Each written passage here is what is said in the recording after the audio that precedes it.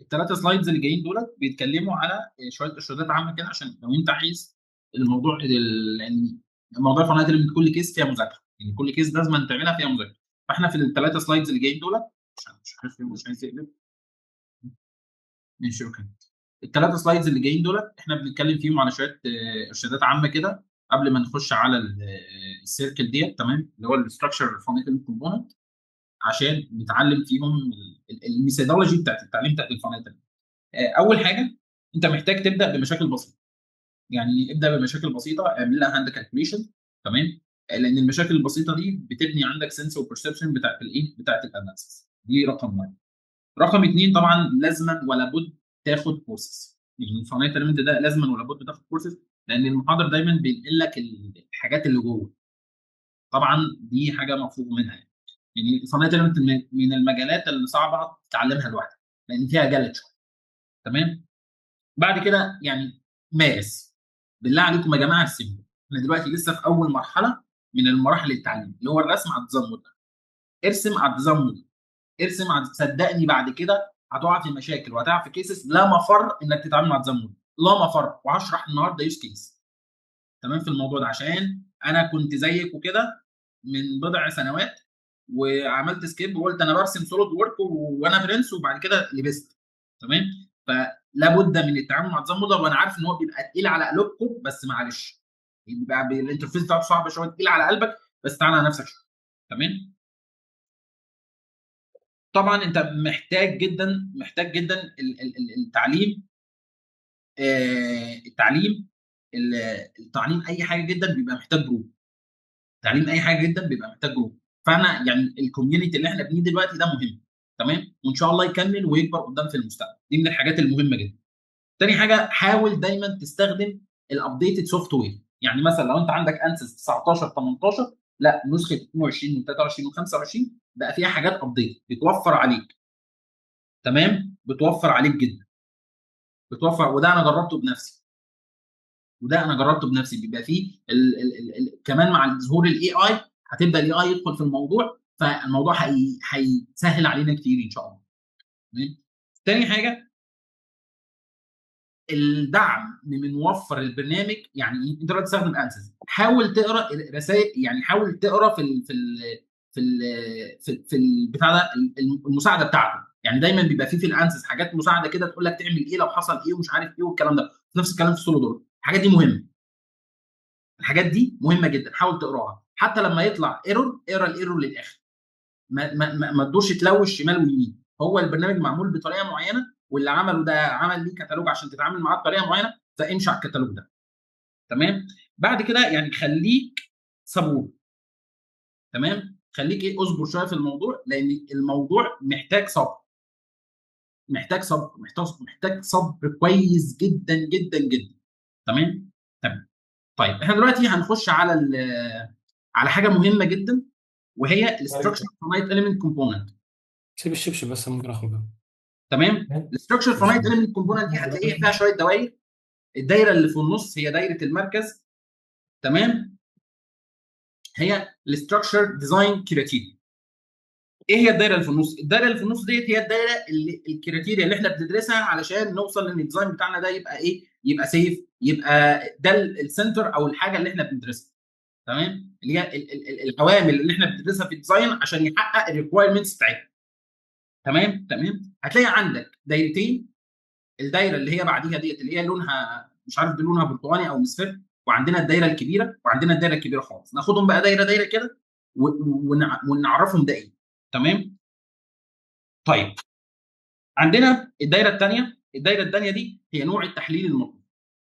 يعني ايه؟ مثلا انا دلوقتي لو هعمل لينير ستاتيك اناليسيس، ده نوع التحليل المطلوب عندي علشان مثلا ادرس الاستراكشر بتاعي. ممكن اعمل نون لينير ماتيريال، ممكن اعمل اوبتمايزيشن، ممكن اعمل بارامتريك، ممكن اعمل ديزاين بارامتر اللي هي دراسه الديزاين بارامتر، اعمل ديتيلد فاينايت اليمنت، تمام. فدي كل حاجه نوع اناليسيس هو مطلوب. طب الدايره اللي بعدها، الدايره الثالثه دي المهارات او المجالات التطبيقيه المرتبطه بالاناليسيس دي.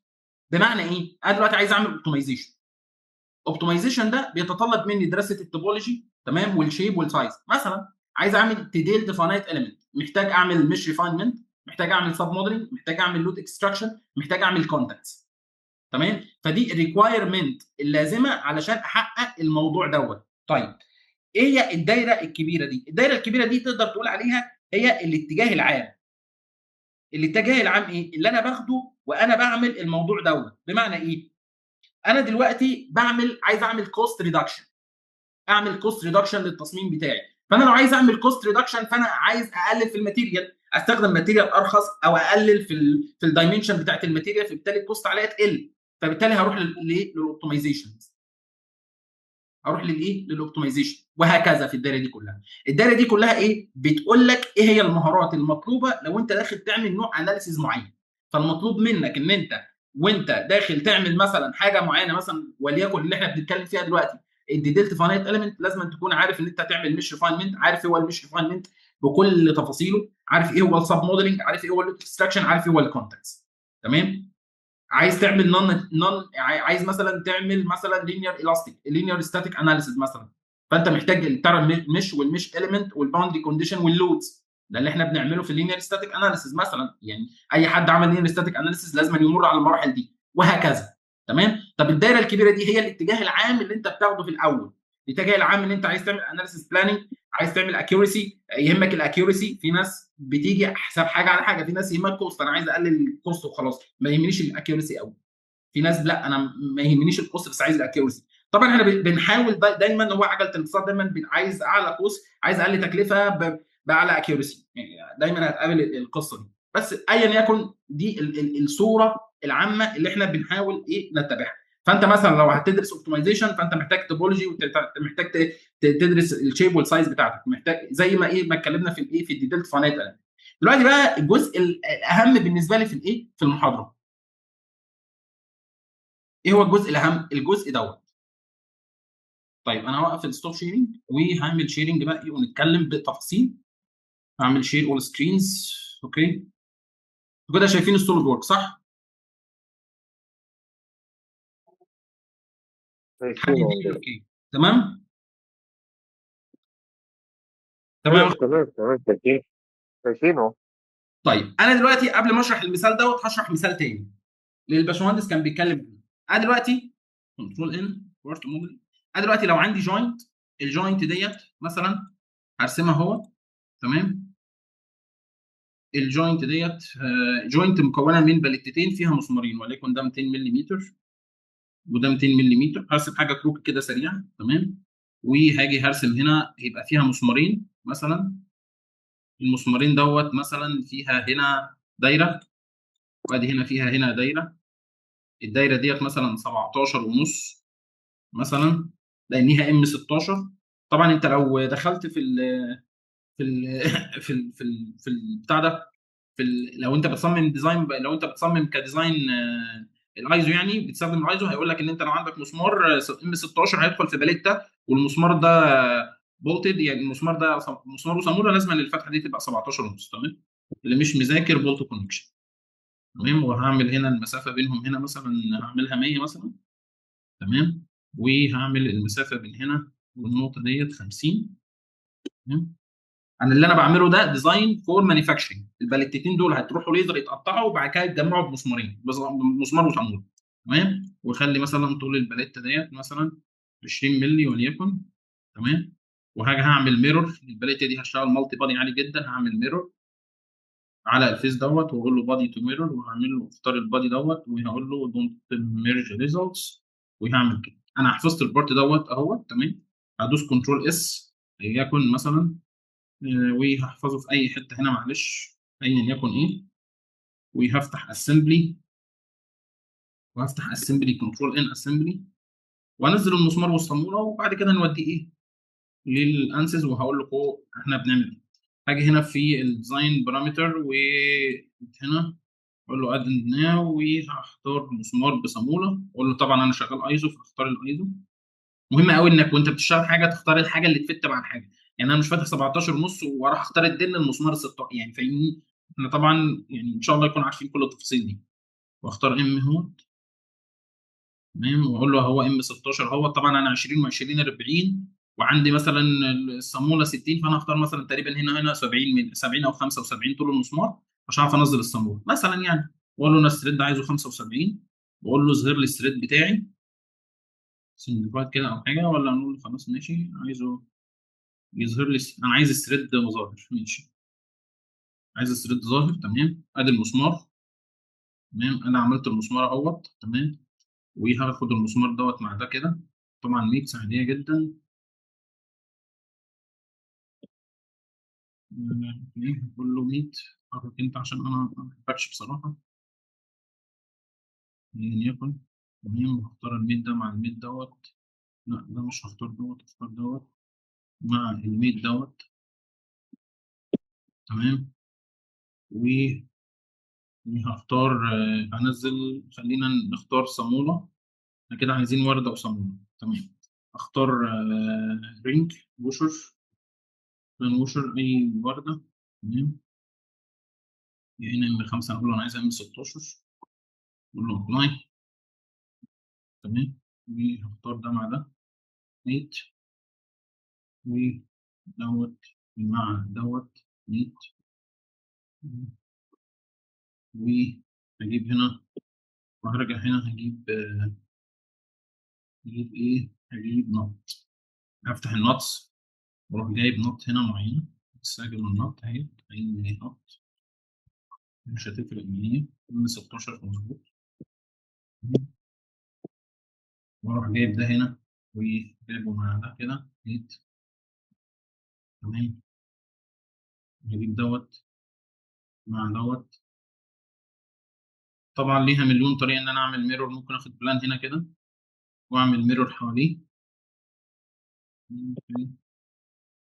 ريفرنس بلين، ابلاي واقول له ميرور، واختار هنا الكومبوننت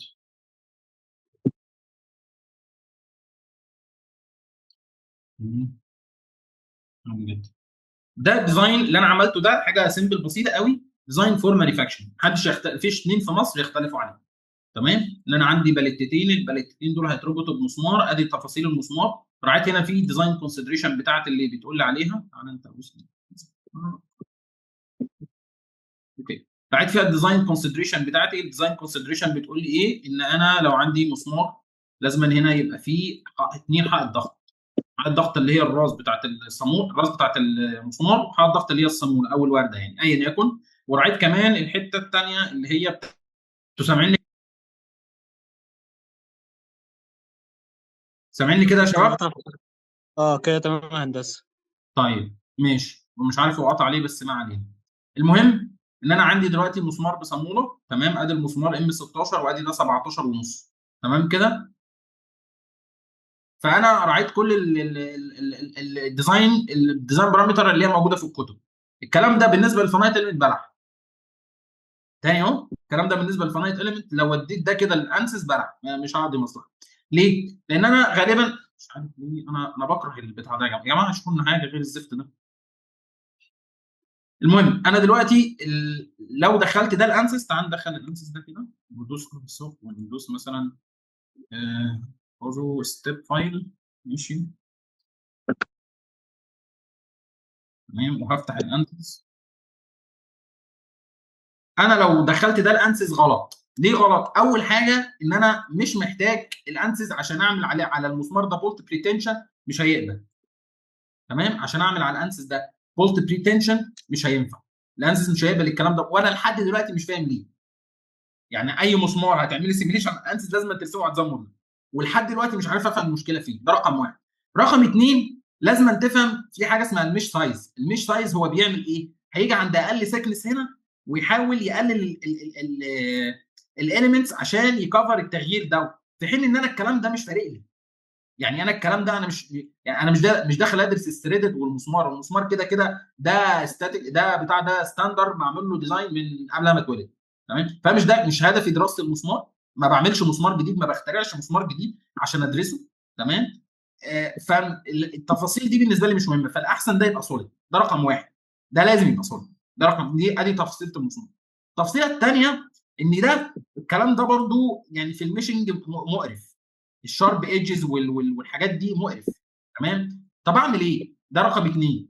رقم 3 عندي هل انا محتاج دي؟ يعني مش محتاج، انا مش محتاج الورده في حاجه، هي الورده حائط صد بتوسع القصه كلها، فانا ممكن اخد اكبر دايره تاثير. هنتعلمه دلوقتي في الموديلنج في البتاع. انا دلوقتي بدرس معاك القصه بتاعت السوليد ورك والديزاين بتاع السوليد ورك بيجي ازاي، عشان اقول لك بندرس الكلام ده ازاي بقى بنحوله على الانس ازاي. ده رقم 2. رقم 3 برضه نفس التفاصيل هنا، يعني انا مش محتاج ده ومش محتاج دوت، انا محتاج دي ومش محتاج برضه الشارب ايدجز ديت، مشكله كبيره. ده رقم 2. رقم 3 انا ما براعيش الفيت والتولرنس، يعني قصه الفيت والتولرنس وان انا اسيب ملي ونص هنا ما براعيش الكلام دوت، الكلام ده بلح ما براعيهوش ليه؟ مش مهم، it doesn't make any sense بالنسبه لي. والانسس فتح. نرجع للسوليد وورك. تمام. it doesn't make any sense بالنسبه لي ان انا اراعي الكلام دوت. تمام. الكلام دوت ما براعيهوش. طيب انا دلوقتي درسنا كل الكلام ده، انا دلوقتي لو انا كاحمد دلوقتي عايز اعمل الكلام ده انسس، اعمل ايه؟ هعمل ايه انا جالي المشروع ده كده دلوقتي وقال لي حد مشروع بسيط، انا عايز اطبق فولت بريتنشن هنا وليكن مقداره 1000 نيوتن، وهشد من هنا ب 500، يبقى يتفضل لي ريزيدوال في الجوينت دي 500.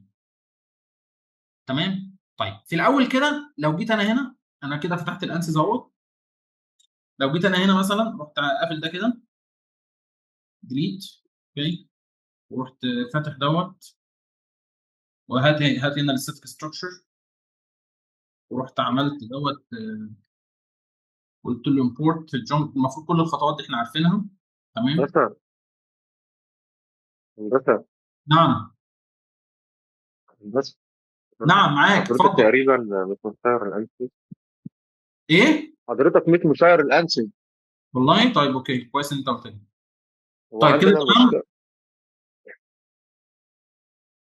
كده تمام. كده تمام. انا جبت الستاتيك ستراكشر وعملت ايه وعملت ايه زي ما كل الناس بتعمل، ان انا عملت امبورت للجيومتري واخترت الجيومتري بتاعي، اختار الموديلنج دلوقتي وادوس سيلكت. تمام. ايه؟ بتسجلوا ولا لا؟ بس انا سمعت صوت كوردنج ستارت. اوكي. هو اللي سجل احسن. كل اللي انا هعمله ايه؟ اللي انا هعمله هنا لما الموديل يفتح، ان انا اول حاجه هرسم الباليتتين وهرسم ام 16. تمام. وهرسم المسمار ده ام 16، هاخد التفاصيل الكبيره فيه وهاخد اكبر دايره فيه، وهاخد ايه؟ اكبر دايره فيه. يعني انا مثلا في دايره تاثير الكونتاكت الصاموله على السطح دوت او الورده على السطح دوت، هاخد اكبر تاثير فيها. تمام. تمام. وفي نفس الكلام هنا هشيل الورد، فانا هقلل حاجه، تاني حاجه هشيل ستريدد. هو فتح اهو، انا دلوقتي مثلا عايز اطبق بولت بريتنشن، لو جيت هنا انسيرت وقلت له انسيرت بولت بريتنشن، البولت بريتنشن، واختار هنا، انا مش عارف اختار سطح عشان اطبق عليه بولت بريتنشن، مش جاي. ده اللي انا بتكلم فيه، ان انا عشان اختار سطح كده واقول له بولت بريتنشن على المسمار، انسى ولا اي حاجه. يعني انا لحد دلوقتي مش فاهم. تمام. فانت لازم تعيد رسم المسمار على الانسس. انا بجرب قدامك اهوت عشان ايه ما تقولوش حاجه. ده رقم 1. رقم 2 انا الكلام ده ما ينفعنيش، فانا هعمل ايه لو انا شغال بقى؟ اجيب هنا الستاتيك ستراكشر وهفتح ديزاين موديل عادي جدا، اقول له نيو ديزاين موديل، وهرسم التفاصيل بالموديل ده تاني. طب انت عايز تختصر وقت مثلا، يعني انت عايز تختصر وقت في حاجه، الباليتتين دولت هم الباليتتين، يعني الباليتتين اللي على السوليد ورك دولت هم الباليتتين، فيهم تعديل واحد. ايه التعديل اللي فيهم؟ ان انا اخلي الفايل اللي جوه دي 16 بدل 117 ونص، بس كده، واودي الباليتتين دول على الديزاين موديلر واعيد رسم، اقول له ايديت جيومتري ديزاين موديلر وارسم المسمار والصامولة بس مثلا. يعني لو انت عايز توفر وقت والسرعه بتاعت ايدك دلوقتي مش مساعده مثلا، دي نقطه. لو انت عايز تسرع، لكن بالنسبه لي مثلا بحب ارسمه كله. يعني في طريقتين دلوقتي قدامنا، طريقتين. الطريقه الاولى في 3 طرق، طريقه منهم قفلناها، ان انت ما ينفعش تاخد الموديل بتاعك على الجيومتري بتاعتك على الموديل وتحط باوندري كونديشن ولودز، ده طريقه غلط بيعملها الناس المبتدئه مش عايزينها. الطريقه الثانيه ان انت تدرس، تعمل زي ما انا بقول لك كده، تبدا تبص في الجيومتري بتاعتك وتشوف ايه الحاجات اللي انت ممكن تعملها وتدرسها كده وتكتبها. انا مش محتاج الثريدد، مش محتاج الصاموله تبقى بالمنظر ده، الورد دي مش محتاجها، فانا غالبا هعيد رسم الصاموله والمسمار واقول لك بنعيد رسمهم ازاي. تمام. دي تاني نقطه. طب والله الباليتتون دول انا مش شايفهم حاجه، يعني مش شايف فيهم غير ال 17 ونص، دي تبقى 16 وخلاص. ماشي، خد الباليتتين وارسم دي تاني طريقه. يبقى الطريقه الاولى انك تبدا من الاول، الطريقه الثانيه انك تدخل وتحط باوندري كونديشن على طول، ودي غلط. الطريقه الثالثه ايه؟ انك تعيد من الاول. تمام. هو الديزاين موديل فتح، فانا ممكن اعمل ايه؟ ارسم، اقول له اول حاجه هنا انا بكره، انا هفضل اكرهها طبعا. ماشي، اليونتس مليمترز. اول حاجه هجيب الاكس واي بلين واقول له سكتش، والسكتش ده لوك ات السكتش، وهجيب السكتشنج واروح جايب الريكتانجل واروح راسم ريكتانجل بالطريقه ديت، واقول له دايمنشن واقول له فيرتيكال. طبعا انا برسم سريع عشان ايه، واقول له هوريزونتال واقول له فيرتيكال. تمام. وهاجي كده هرسم دايره بالدايمتر، وهرسم ادي ده. اوكي، لا هاجي هنا للدرو وهجيب سيركل، وهرسم ادي سيركل اهيت وادي سيركل اهيت. تمام. واقعد اعمل ايه؟ موديلنج بقى، يعني مثلا واجيب هنا بقى برضه دايمنشن واقول له هوريزونتال واقول له من هنا لهنا. انا برسم من جديد اهو، واقول له من هنا لهنا برضه، واقول له انا عايز فيرتيكال ومن هنا لهنا مثلا. لا، الدايمنشن اللي انا حطيته في الاخير ده مش صح. تمام. وهقول له انا عايز فيرتيكال، وهقول له من السنتر هنا لحد هنا، واقول له من السنتر هنا لحد هنا. تمام. اكتب بقى الابعاد دي، انا عايز مثلا هي 200 في 200، فالبعد الاول ده 200. تمام. والبعد الثاني اللي هو تقريبا الفي 2 دوت هو 200. تمام. تمام. وهاجي ارسم احط الابعاد الثانيه. فين اتش 3؟ اتش 3 دوت احنا قلنا مثلا هنخليه 100 عشان تبقى في النص، واتش 4 ده برضه هيبقى 100. تمام. وعندي المسافه الثانيه ديت تقريبا هتبقى 50. تمام. والمسافه اللي بعد كده دي هتبقى 50 عشان يبقى بينهم 100. تمام. انا كده خلصت مثلا. في بعد تاني، ما اعتقدش ان في ابعاد تانيه، ما اعتقدش. البعد رقم 3 ده غلط. اتش 3 ده غلط لانه مش متاخد من السنتر. فانا هجيب دايمنشن واجيب هوريزونتال واجيب من السنتر. احاول ان انا ازوم ان كده لحد ما اجيب السنتر. اوكي، لحد بره هنا، اجيب لحد بره لحد السنتر، اجيب هوريزونتال تاني. ماشي. برضه اتش 4 ده مش صح، انا همسحه وهجيب هوريزونتال وهجيب هنا بص بقى هتلاقي نفسك بتبقى عارفان وانت بترسم وحاجات عبيطه كده. ماشي، فده يبقى 100. ماشي. و اتش 9 برضه ده هيبقى 100. فغالبا انا كده خلصت كده الدايرتين بقى في النص، بس ناقص ايه؟ الدايره بتاعت الدايمتر بتاع الدايره. فانا هشد هنا دايمتر وهشد هنا دايمتر، وهقول له الدايمتر ده 16 باي 16، لان انا مختار دايمتر. خد بالك ان انت بتختار دايمتر او ريديوس. تمام. فغالبا انا كده خلصت. خلاص، اقول له اكسترود، واكسترود اقول له ابلاي، وهقول له انا عايز 20 ملم الدبث، واد ماتيريال وجنريت. انا كده خلصت مثلا يعني. تمام. عندي نفس السكتش دوت، وهقول له اكسترود برده، بس هقول له تمام ابلاي، وهقول له اد فوزن، وهقول له انا عايز الدايركشن، واقول له اعلم مع الدايركشن دوت. اوكي، وابلاي. وهقول له انا قلت له اد فوزن عشان طبعا الكلام ده احنا شارحينه في التوتوريال. جنريت، وادي عمل لي ايه؟ بارتين في ثانيه الا ثانيه.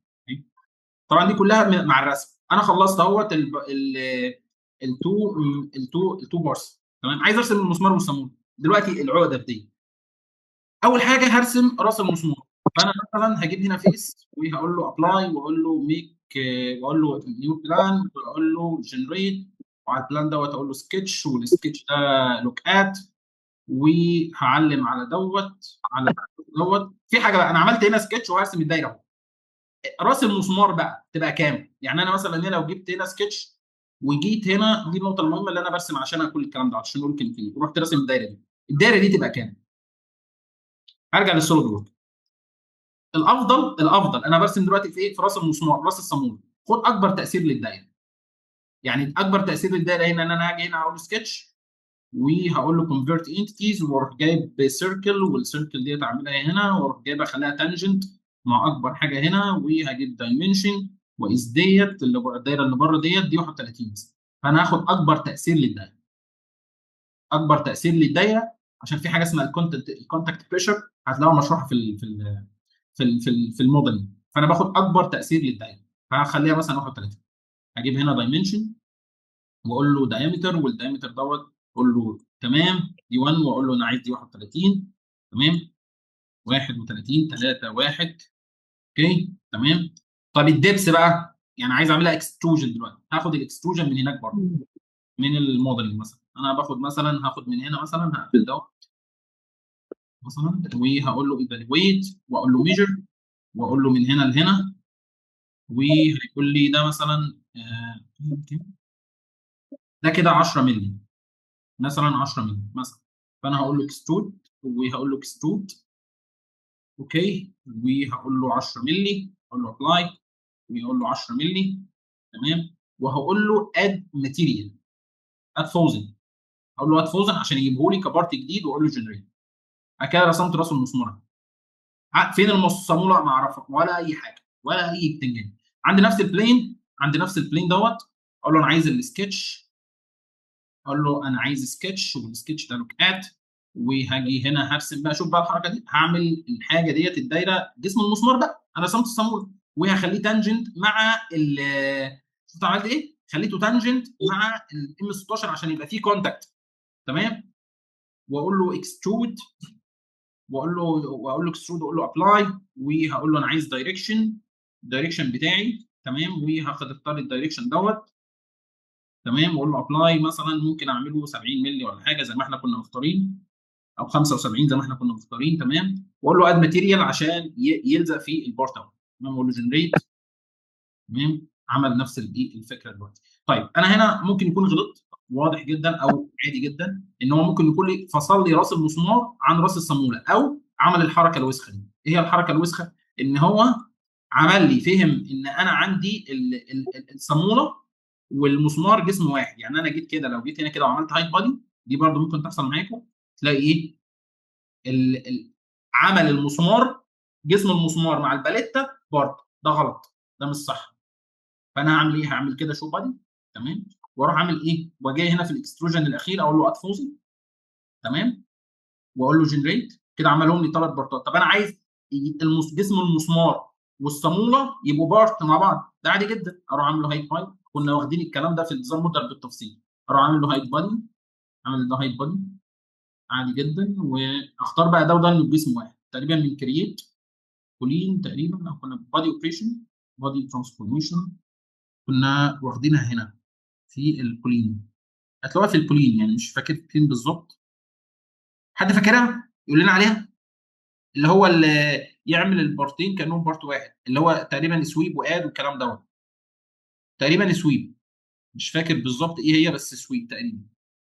انا مش فاكر بالظبط. لو انتوا فاكرينها بتعمل ازاي في ديزاين موديلر انكم يخلوا بارتين بارت واحد، هتلاقوها مشروحه في ديزاين موديلر، بس انا مش فاكر الامر بالظبط فيه للامانه يعني، انا بنسى عادي زيه.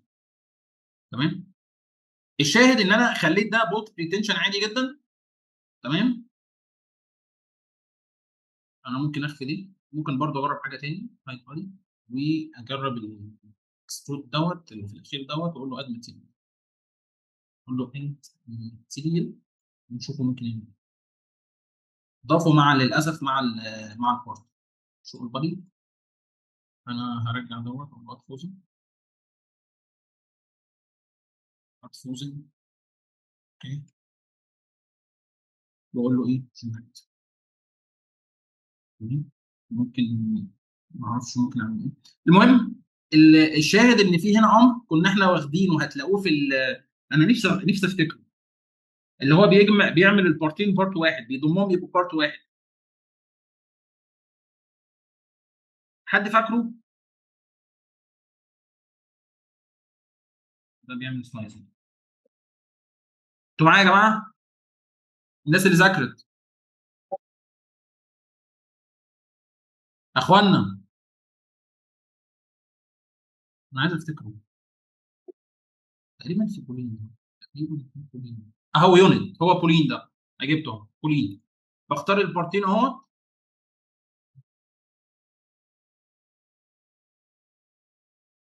ودور وبعلم على البارت دوت واقول له ابلاي، يقول له جنريت. بس كده المسمار الحمد لله جبناه. كده المسمار بقى ايه؟ المسمار بقى المسمار بقى جسم واحد هو والراس. تمام بالامر بولين انا افتكرته الحمد لله. تمام. تيجي نرسم هنا بقى ايه الصاموله بنفس الفكره. انا ممكن بس ايه اقول له فوزن باي بادي دوت عشان، واعمل هنا نفس الفكره. هعمل هنا بلين وهقول له فيس سelection، واعمل هنا بلين وهقول له بلين اهوت، اقول له جنريت، وهقول له على البلين دوت سكتش، والسكتش دوت اد، وهعلم على راس الصاموله. اعمل ايه في راس الصاموله؟ يا جماعه انتوا معايا؟ يا اخوانا معاك يا هندسه. طيب معاك انتوا معاك معاك يا انا هندسة، بشرح معاك. بسرعه علشان ده رسم، يعني انا بشرح بسرعه عشان ده رسم. انتوا فاهميني؟ هاخد اكبر دايره تاثير للصاموله برضو. تمام؟ هقول له كونفيرت انتيتيز، وهاخد دوت اكبر تاثير لدايره الصاموله برضو واقيسها. تقريبا هتطلع 26 او حاجه، طلعت 27 مثلا يعني. فانا هاخد هنا 27، هاخد هنا في السكتشنج ده 27 سيركل، واخدها 27 واقول له دايمنشن، وهقول له دايمتر، وده 27 2 7 مثلا، واقول له جنريت، وهقول له اكسترود. اخد اكبر تاثير ليها برضو في السوليد وورك، ارجع برضو للسوليد وورك، وده اقول له اقفل واقول له ايه ايفالويت ميجر. ده 18 و9 ممكن نعمله 19، اقول له الاكسترود، اقول له ابلاي، واقول له ده 19 مش 25. تمام. واقول له اد فوزن عشان دي جسم لوحده، واقول له جنريت. بطريقه بقى او باخرى تقدر تعمل ميرور، تقدر تعمل حاجه اللي انت عايز تعمله. تمام. سريعا هرجع اقفل انا هنا كده. طبعا تقدروا تعملوا ميرور عن اي طريقه بالطرق الثانيه اللي احنا متعودين عليها في ديزاين موديل، بس انا بشرح الفكره العامه. الفكره العامه وضحت؟ فهمتوا احنا بنعمل ايه، بنشتغل ازاي؟ وصل هندسه. ايوه زي واضح؟ واضح هندسة. انا برسم بسرعه لان انا اتهريت فيها قبل كده، عاملها 10 20 مره، فانت براحتك خالص، والريكورد هيبقى معاك، فانت ممكن تشوف انا بعمل ايه عشان اسرع الرسم.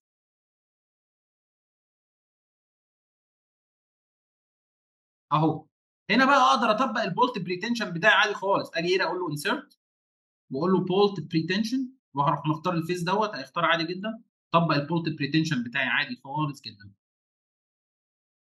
اقدر بقى احط لو فتحت هنا الكونكشنز بتاعتي، ممكن احط بقى اللود هنا ولا يكون 1000 او ايا يكن القصه. هتلاقي الكونكشن بتاعتك نزلت سليمه. ادي كونكشن، علاقه البليتتين ببعض، وعلاقه الباليتا بالجسم المسمار، وعلاقه الباليتا بجسم الصاموله، علاقه جسم المسمار بالصاموله. وادي العلاقه ايه الراس بتاعت الصاموله، راس الصاموله بالباليتا. تمام. عاده برضو احنا بنمسح الكونتاكس دي كلها وبنعملها احنا. هنفهم ده قدام. انا كده خلصت الجزء ده من المحاضره.